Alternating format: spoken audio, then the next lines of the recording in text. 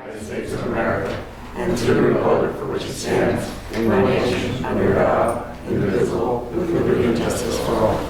Almighty and everlasting God, who presides over all things in heaven and earth, come and preside over these deliberations, so that those that make the decisions may be guided by your wisdom. Roll call, please. Mr. Belishko? Here. Mrs. Clay? Here. Mr. Mirren? Here. Mr. Brooks? Here. Mr. Barrett? Here. Also in attendance is Controller Tony Thomas, Administrator Charles McCormick, City Attorney Tim Henry, Assistant City Clerk Tracy Smith, Administrative Assistant Lisa Sanfilippo. Good evening. Welcome to tonight's regular session of council. Please turn off all cell phones. Following are examples of some important council rules. They are not intended to be a complete list. Please adhere as closely as possible to the 5-minute speaker presentation time limit. No persons are allowed to address the council from beyond the rail, except the speaker of the dais who has the floor. Chairperson shall preserve order and decorum and prevent attacks on personalities. Chairperson shall determine all points of order. No person except city officers or their representatives shall be permitted within the rail during any meeting without the express permission of council. Council kindly asks that the public please vacate the building within 10 minutes after the meeting adjourns. And finally, when members of the administration are speaking, please stand up and speak into the microphone. Thank you. We have two resolutions on the agenda this evening. Is there anyone here who wishes to speak on those particular items? Mr. Troy? Sam Troy.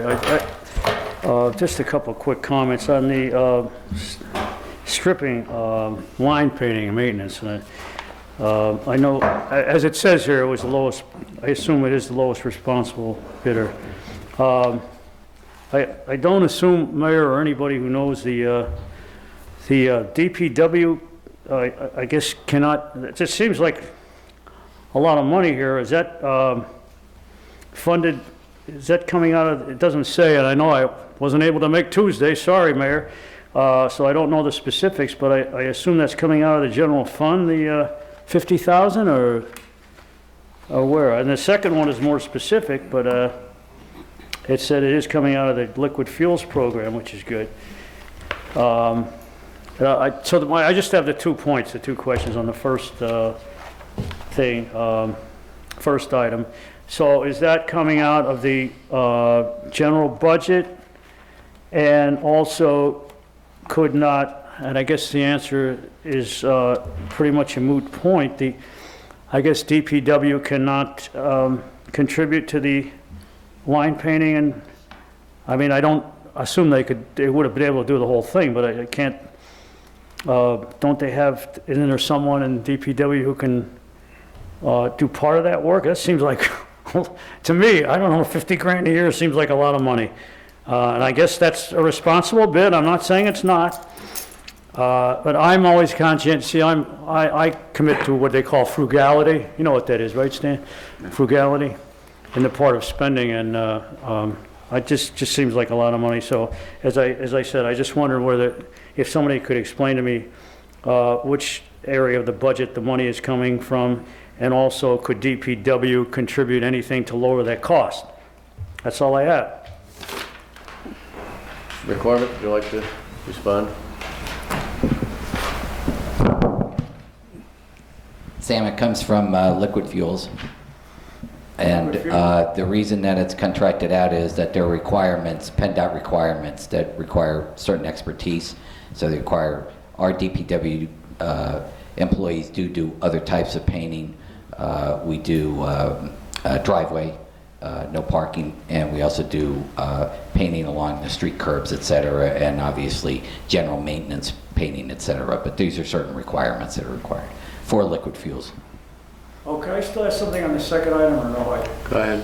My time up. No, go ahead. What's your question? 30 seconds. Thank you for that, Mr. McCormick.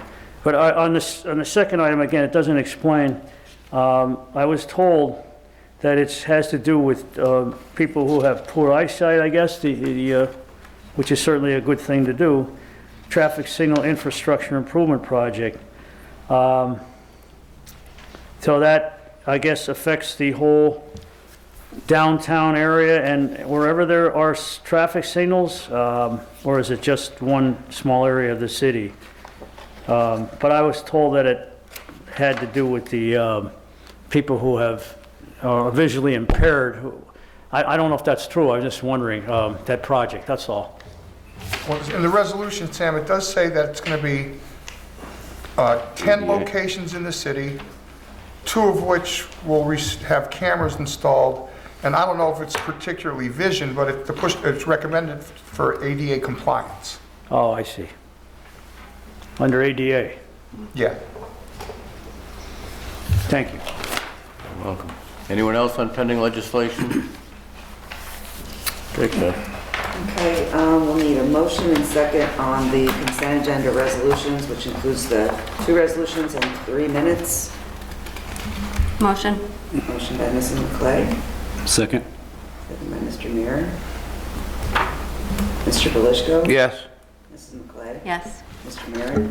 Yes. Mr. Brooks? Yes. Mr. Barrett? Yes.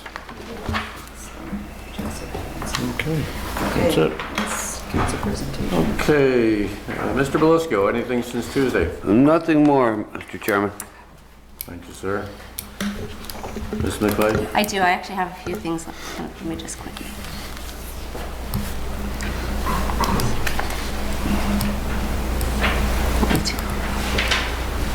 Okay, thank you.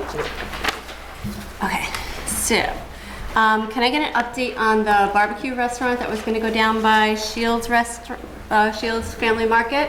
Do you want me to give you all of them now and then? No, that's okay. My understanding is they closed on the property and they have a surveyor, land person that was out laying out the area. So that should start pretty soon as the weather breaks. Perfect. Then my next thing is it possible for us to get reports from all of the departments, such as the police, the fire, maybe even parking, on what they do on like monthly basis, the calls they're going out on? Same thing with parking, how many tickets they're giving out on a monthly, even if maybe a bi-monthly basis, just so we kind of, and I don't know if everybody else would like something like that, but that's something that I would probably like to know, like what we have on an I'll run it average. by the mayor. Probably monthly's probably. Yeah, I mean, even if it was like maybe quarterly, just to or kind something, of. Sure. Okay. Sure. The police generally, they've been here a couple of times, and also the fire. Yeah, I But know generally- when they're coming for equipment, we usually get but I'd like to maybe see it on a more regular basis. Sure, I'll run it by the mayor. And then city properties, is there a way to get a list of all the city properties that we own? Is that something maybe you can give me? Well, there's not really a list because, we've acquired many properties over the decade. Some could be like a vacant lot of a house that Right. burned down in 1970. And they're not all indexed the same way at the courthouse. Some have them Wilkes-Barre City, some have City of Wilkes-Barre. So we've tried in the past, but it's hard to get a list that List of has everything. everything. Right. Okay. And then the graffiti that's on the Old Philly subs. I know I checked the ordinance and it says there's 15 days to have that cleaned up. Do we know if somebody's working on cleaning up that graffiti that's all over the building? Or are we waiting on that? I'll follow up. We'll check Okay. with the owner to get it. Yeah, because I cleaned. drove past there and it is still, My understanding was that They did clean up the garbage, Right, but- yeah, so I'll find out what that is. Okay, thank you. Where's the restaurant going up? Across from Shields Market. Shields? Shields on Georgette, No, Hanover Street. Hanover. Yeah, the old silk mill. Oh, all right, okay, all right. Oh, and sorry, I do have one more thing. It's actually not my area, but I do drive past it. So, the old Ziggy's Pub and Grub, do you know where I'm talking about? I do. There's car parked there, the front end is demolished. I mean, the windshield has got so much dirt on it, I know it hasn't moved, and I know that's a public street, but that seems to be a problem throughout the city. What's the street name? It's right off of Kidder, what is that, is that Bowman? With that, Yeah, right into Bowman. so right at the end of Bowman. Oh, Kidder 112 Bowman. Tavern. Is that what? Yeah, Ziggy's is right on the corner of the boulevard Yeah. and Scott Street. Yeah, Right. Yeah. I mean, I see it as I'm I'll send coming. Rod down. Thank you. Parking. Okay, No, I'm good. all right, Mr. Murin? Yes, there was a couple calls I got about some potholes, and I believe this new pothole machine you guys got, or it's actually going to save the city money in the long run. just due to, you know, it's a permanent job and it's not that cold patch. And the cold, as we all know, the cold patch really doesn't last that long. And I think they're doing a great job with that throughout the city. And for Charlie, if I can get a copy of the that traffic study that was done just recently pertaining to these the lights. Yes. Yes, that's all. If I can get a copy of that. And yeah, and that's about it for today. Thanks. Mr. Brooks? Yes, thank you, Mr. Chairman. Well, I certainly touched a nerve in a really positive way on Tuesday with the signs on the telephone poles and street lights and trees. I've been inundated with people reporting other signs around town. We looked it up in the code, and it is against code. We found in section 323, no person shall post or affix notices, posters, or any device calculated to attract the attention of people on lamp posts, public utility poles, and shade trees. And the fine is $1,000. So I will, Charlie, I'll report some of the signs to code, and we can follow through on some of these things as well. Just to be clear, there's also a section about garage sales. So like, you know, if a lost dog, and I'm not talking about lost dogs, I'm talking about corporations that put up 50, 100 signs all over the city. The ordinances is that we have on dogs is just, or on garage sales is putting up the day before and taking it down after your sale's over. That's totally fine. And obviously people who lose their dog in a neighborhood, they're all temporary signs. What I'm talking about is the corporations that are violating it over and over and over again. So I'll follow up with Charlie. Thanks. Thank you, Mr. Chairman. Interesting. Yeah. Turns out. Good luck. Hazel Street. Thomas? Yeah, Hazel Street. Real bad. See, I didn't forget about it. And I as well, have nothing else since Tuesday. Okay. Angel Mathis, good evening. Angel Mathis Wilkes-Barre. It's good to see everybody because it's been a while because I got 2 little bratty kids at home. But my reason for coming is with the rash of fires in the area. And I bring this up only because this week there was a fire on my block. And my biggest concern is with as many landlords that are coming in, buying the old homes, and then cutting them up to all these different apartments. And according to our code, they don't have to have firewalls. And my biggest fear is I look at the 2 fires, the one large fire on Empire Street, where it displaced a lot of families. It was like 4 houses. The last time I was in a fire, I was 11 years old. And that is the worst thing a person could live through. And we were just fortunate that the fire stopped before my bedroom. And the other half of the double block was inundated, completely burned, and 2 people died in that fire. And to this day, I remember the smell. So it was a fire down the street from me. And my biggest fear is that it would spread. And we were just fortunate that the fire department responded with the quickness that they did, because I wouldn't know how to get my 2- and 4-year-old out when there's only one exit to my apartment. And like I said, the worst thing you can live through is a fire where everything is ruined and everything has to replace. So I urge you guys to at least look into,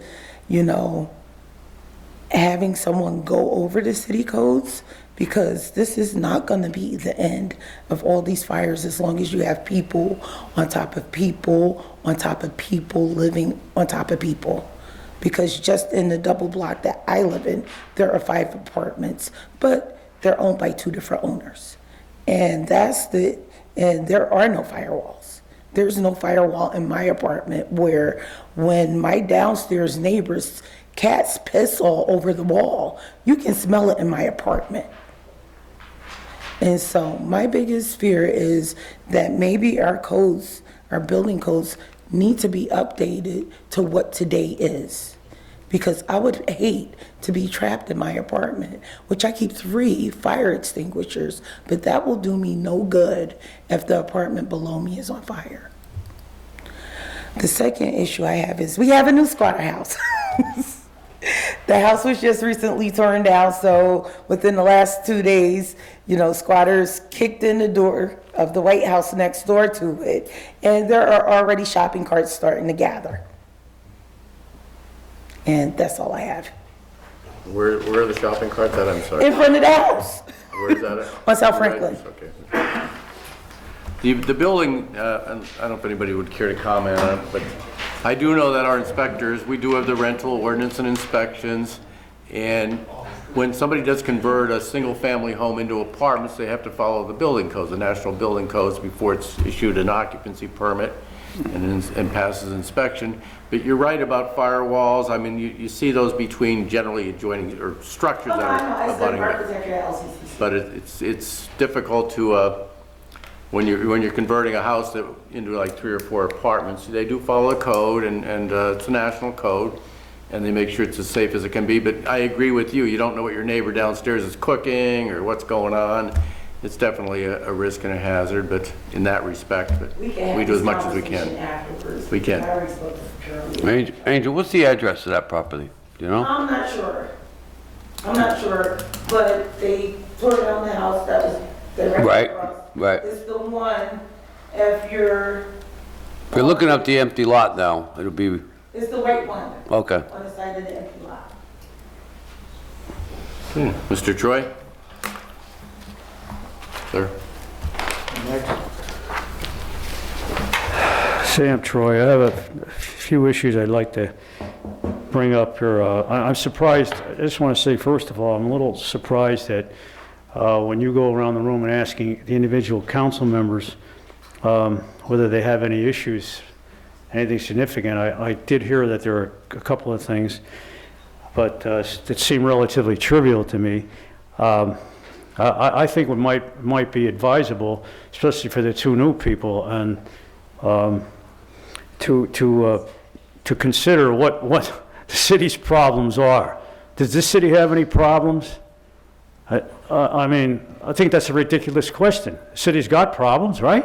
Even Mr. Brooks admits to that. I'm kidding, I know. But I think everybody, let's say the problem might be litter or illegal dumping. I'm just using that as an example. I think it's incumbent on each individual to jot down what the city's problems are, besides fiscal problems, which do exist as well. And we know one of them from reading one of the local papers, that we have a hell of a problem with the pension fund, right? But other problems exist, like perhaps the one I just mentioned, that I think everybody should jot down. I mean, if I were on council, that's what I would do. Have a list probably a mile long, but how each problem could be addressed. What do we have to do as a city to draft people who are already employed, or maybe volunteers, ordinary citizens, to solve these problems? Like for instance, illegal dumping or littering, which is getting out of hand. Okay, I have to move on because my time is restricted. But another thing is, I'm very glad to see our controller in attendance. There's obviously a stark contrast between this controller and previous controllers, who I think it's kind of ironic to say that these 2 predecessors of his didn't take their job too seriously. Well, maybe Mr. Snyder to some small extent, but didn't really get much accomplished in terms of bringing the fiscal picture under control.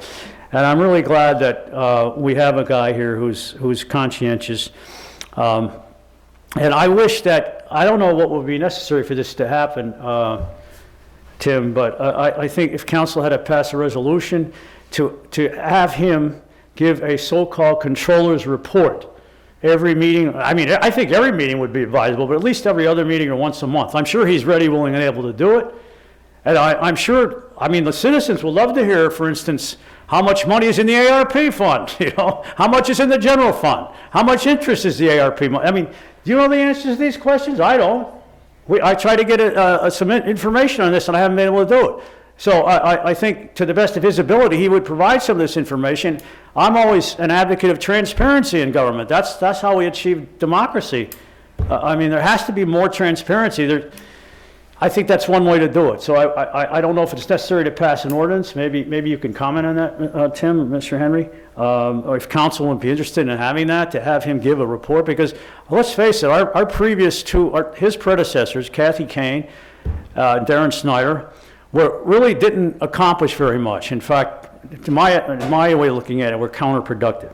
Anyway, the last thing I would like to address, well, actually, there's two things. I won't get time to do it, but I have it on good word that I've been advocating this for months, maybe over a year. A taxpayers relief fund. As long as the mayor had the unmitigated gall, I think, to increase everybody's salary. Not that everybody didn't deserve it, but it flies in the face of what's going on, the fiscal situation in this city, when people are barely able to make ends meet in a lot of cases.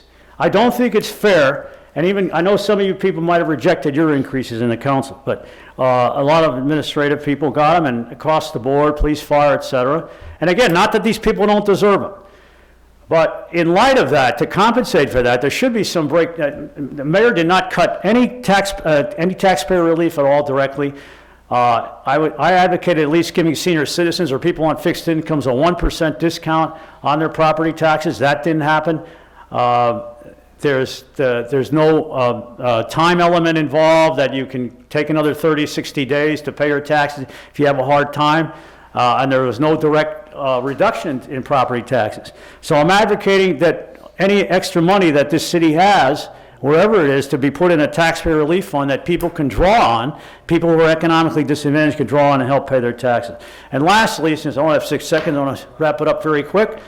This council should pay more strict attention to what's going on with the pension fund. It is a total disaster, and it's putting the city on the borderline of a fiscal crisis. Thank you for your attention.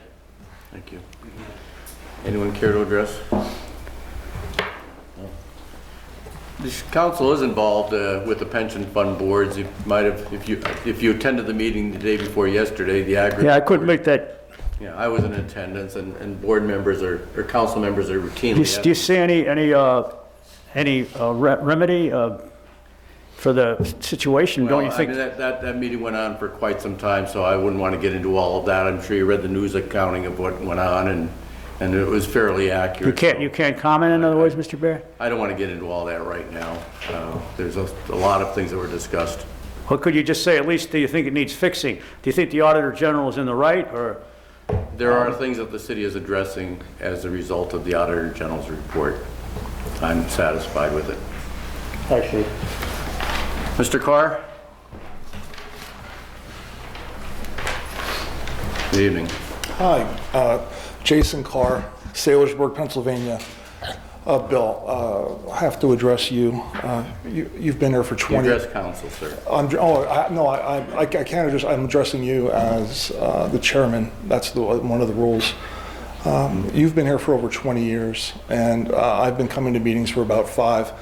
And I've read the last 2 articles by Steve McCarskey regarding the pension. The first was the Auditor General's audit of the Wilkes-Barre pension plans, and then secondly, yesterday's meeting. And at what point, I'm here to ask you, as chairman of council, as well as a member of the pension board, as well as the mayor, he's not here tonight, at what point do we have to get to with these plans that the taxpayers solely fund for you to stop taking advantage of us? If we go back, I only got through the first 2 pages of the auditor's report that Steve put online, thankfully, and I'm grateful for that. But he mentioned the problems didn't arise out of this administration. It started under Tom McGroarty, where he decided to add all types of different perks for the unions, so he would obviously be reelected. 2 of them, one being overtime, which is not a provision within third-class city code. We know that. And then secondly, as I was reading today, is the buybacks for both unused vacation and holiday time. Now, the Auditor General was he added more detail to this report as than the others in the past that he's written. I think he's trying to get people to understand how the citizens, the taxpayers, the homeowners are being taken advantage of. Now, you've been here for 20 years, and I've been at meetings for 5 years talking about the same thing. Unfortunately, Mr. Kaldaboski is not here tonight, and hopefully he's at the next meeting, because we probably need to discuss this for the next year. But at what point do you feel that you, as a leader of the community, elected official, should take some action to correct the wrongs that are within these provisions of the contracts of the unions? Now, I know, the feeling is, people aren't stupid. I understand the markets very, very, very well. Most people don't, and I think that's where you, as well as, Tony Brooks has been on council for 8 years, 9 years, Councilman Belasco 9 years, yourself for 20, and not once have I ever heard a solution to any of the problems that these pension funds have. The Auditor General is trying to tell the people, but it doesn't seem as though you guys are receptive to it.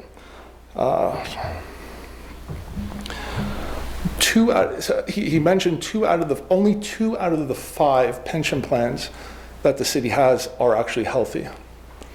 The other 3 have declining assets. The other 3 have declining assets with rising liabilities.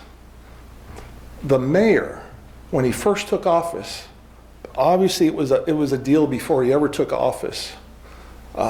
He took out a $21.4 million loan, according to Steve's reporting, 3 years ago.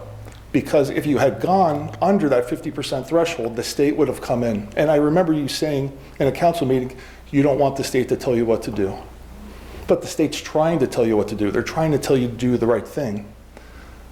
Overtime is not included in the state third-class city code. But you and Mr. Belasco and Tony Brooks decide to include it, and you decide not to speak out against it. Why? Why won't you help the homeowners, the taxpayers of this city?